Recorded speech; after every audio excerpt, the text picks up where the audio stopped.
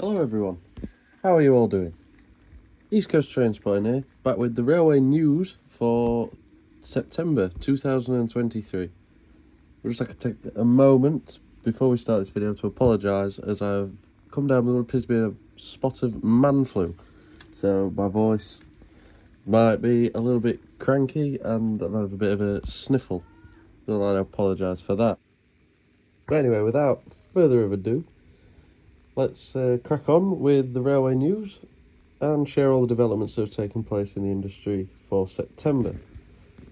So to start the news for September, we'll take a look at operator Avanti West Coast, which is obviously the operator on the West Coast Main Line. So their Class 390 Pendolinos are currently undergoing an extensive interior refurbishment. The 11 cars have finally finished. All 35 sets have been refurbished, and now they'll be moving their attention towards the 9 car sets. Additionally, from Avanti, the first Avanti liveried Class 805, so there's been some Class 805s already released from Newton Aycliffe, but this one's the first one to come out in the full Avanti livery, has been moved to Oxley Depot behind Class 56081 for GBRF. So that'll be out on test runs soon, if not now. Also, the first of the class, the 805s, has now gone to as far as Holyhead on a test run. This took place on the 13th of September. So they're making good progress there at getting along all the routes and getting the drivers trained up ready for them to enter service. Sticking with the theme of new trains and GBRF, the next of the Class 69s, being 69010 and 009, have both now been released from Longport after being converted from Class 56s. 69009 was out very recently, believe the Friday just gone, on a test run with 66729. The 69010 has been out for a couple of weeks now, been trundling around. Both are still in the undercoat livery, they've not been painted as of yet. I'm not sure when the painting will take place or which one will be done first, but we'll keep an eye on that. I know that the last few to come out have been in standard GB livery, so I'd expect one of these hopefully should get more of an interesting colour scheme, so we'll keep an eye on that. Another thing of note is that the former Class 313121 that was owned by Network Rail, which put up for sale at the beginning of the year, has been acquired and moved to the Fife Heritage Railway. I'm not sure what the plan is for it there, but it's nice to see another retro unit being saved. It's good, especially when there's so many Class 313s sat at Eastleigh waiting to be cut up. It's nice to see one's been put into preservation. Sticking with the theme of unit preservation, this one's quite a sad topic. Yeah, the Clacton Express Preservation Group have put an appeal out to say that a deal has not been reached for storage or a buyer for the Class 309 that they currently own. So it's been offered now for free to a good home, or in a month's time it will have to be chopped up, which is really quite a shame because I know they've been putting a lot of work in to try and get that unit running. So if anyone watching would like to support that, has got space, then please do look on Twitter or the website and get in touch with the Clacton Preservation Group. You could take that on if that's something that would appeal to you. But definitely it's a great cause, and if you could do anything to support it, plus if you've got the space, who wouldn't want a free train? Any enthusiast would love to have. I'd love to have a free train if I had the space, to be fair. They're definitely the biggest news, and the elephant in the room from this month is almost certainly the cross-country HST withdrawal. This is really sad news, as the HSTs have been such an important part, with these being the last proper lengthy intercity HSTs. It's just a real shame that they're going, especially with no replacement, but they have now unfortunately been withdrawn with the rail tour taking place Tuesday the 26th, down to Swanage and back, which I was actually on, and it was a really, really good day out. And for everyone that was on it, everyone that arranged it, everyone that came out to see it, it was a really great experience.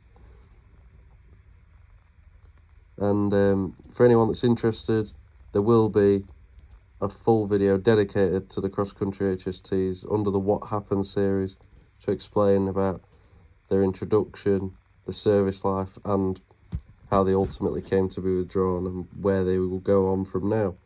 Talking about where the HSTs will go, a follow-up on from last month of the HSTs to Mexico.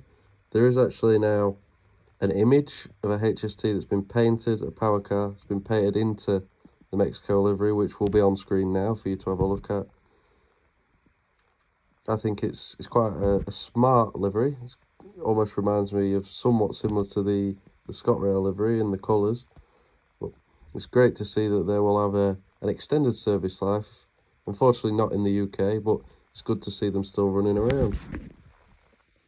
Moving on to locomotive disposals this month, Network Rail has put its Class 73s up for sale.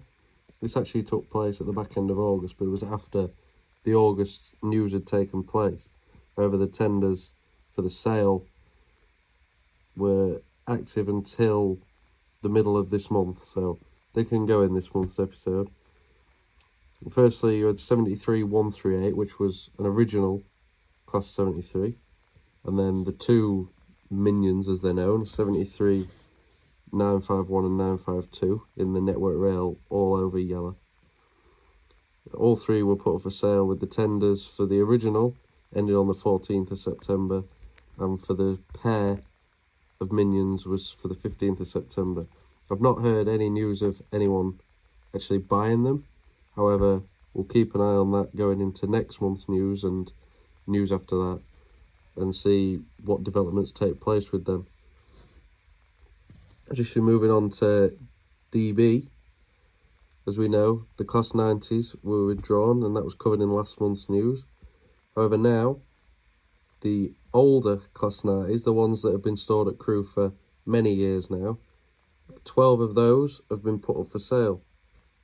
The locomotives listed for sale in the tender are 90017, 90018, 90022, 90023, 90025, 90027, 90030, 90031, 90032, 90033, 90038 and 90040.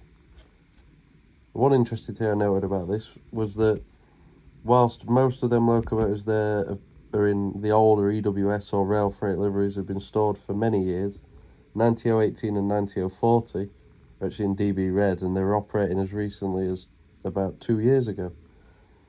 Either way, those are up for sale by tender, and one thing to note is that they've been listed as in sold as seen condition with no warranty, so that says it all really, that they're in a sorry state.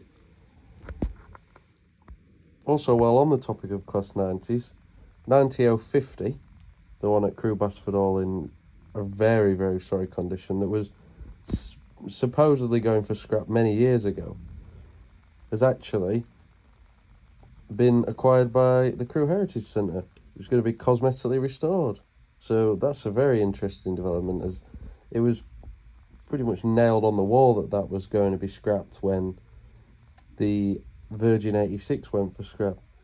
But no, it's actually going to be saved, so it'll be very, very interesting to see what it looks like when it's cosmetically restored, what livery it goes into. But it's great to see the Heritage Centre take on yet another poor condition locomotive that would otherwise be scrapped and cosmetically restore it for everyone to see. They've done it with a fair few locomotives now and really turned them out very well, so keep doing what you're doing. It really makes the industry a better place for people coming and just wanting to have a look at things. It's wonderful. Now, unfortunately, this month there's been a couple of notable accidents and incidents. So the first one would be Northern with the Class 15218, which, as you'll see from the pictures on screen, was involved in a rather serious fire. It's believed to be the Webasto heater that caused the fire, but it has burnt quite significantly through the side and into the passenger compartment. Rather fortunately at the time, it was running empty coaching stock with just the driver, who was fine. The driver got out, was uninjured, and the fire was put out. However, if that had happened in passenger service, it could have had really, really serious and even led to casualties or fatalities, so that's not good to see. I'm not sure if they'll repair the 150, or there's not a lot been said at the minute. An investigation is going to take place. And then the other incident this month, which I'm sure most of you have heard of by now, but you might not have seen, so I'm going to put a video of it, which I've taken from Twitter, or X as they call it now.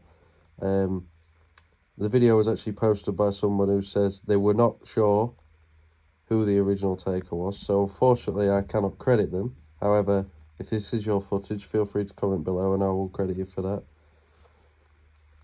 But yeah, there's a video on screen of the accident.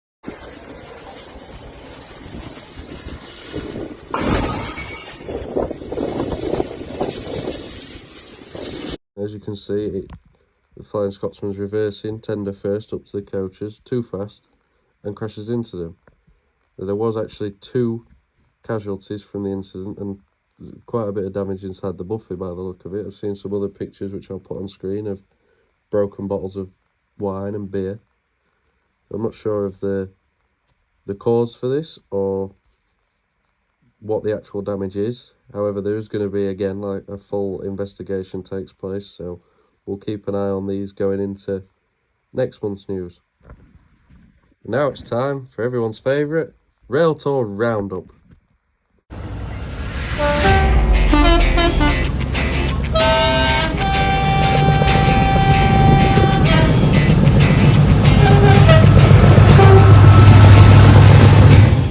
The Saturday the 7th of October should have seen Tornado back on the main line, operating the Yorkshire Pullman between London and Harrogate.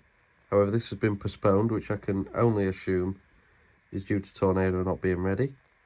Also on the Saturday, and then again on the Sunday, and then finally on the Tuesday, should have seen Flying Scotsman operating around the Highlands. However, due to that, as aforementioned, shunted incident, I'm not sure if this will now be taking place, or if the tours will be cancelled, or if the locomotive will be amended. So unfortunately I can't really give you much more details on that, so if you're interested in seeing them, then you'll have to keep an eye out for any further news.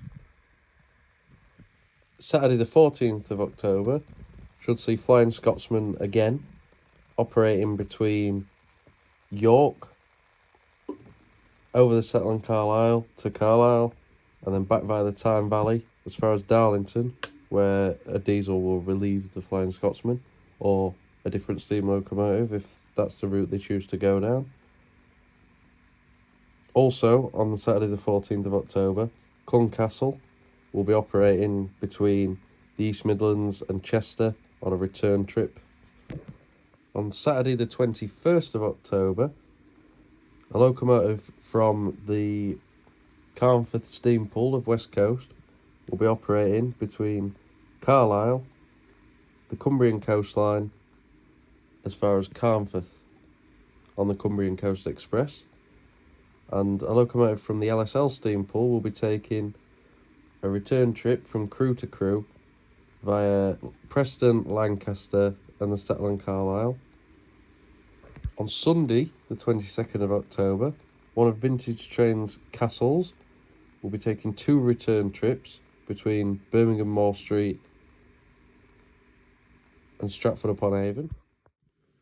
On Saturday the 28th, another locomotive from the West Coast Steam Pool will be taking a tour from Carnforth up via the Shap to Carlisle, back via the Settle and Carlisle as far as Preston.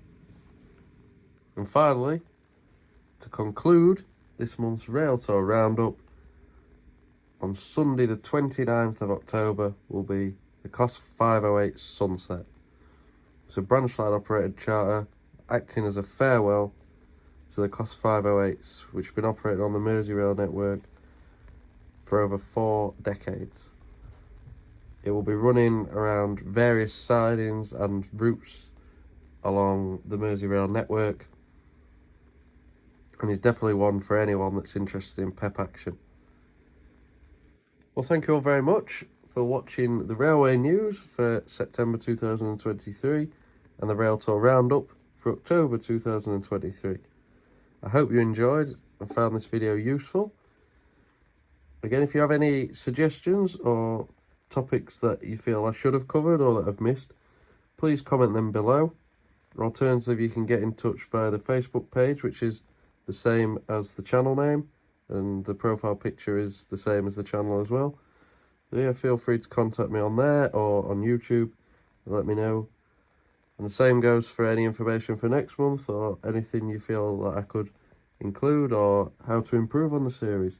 But again, thank you very much for watching, and I hope you enjoy the month of October. Thank you, guys.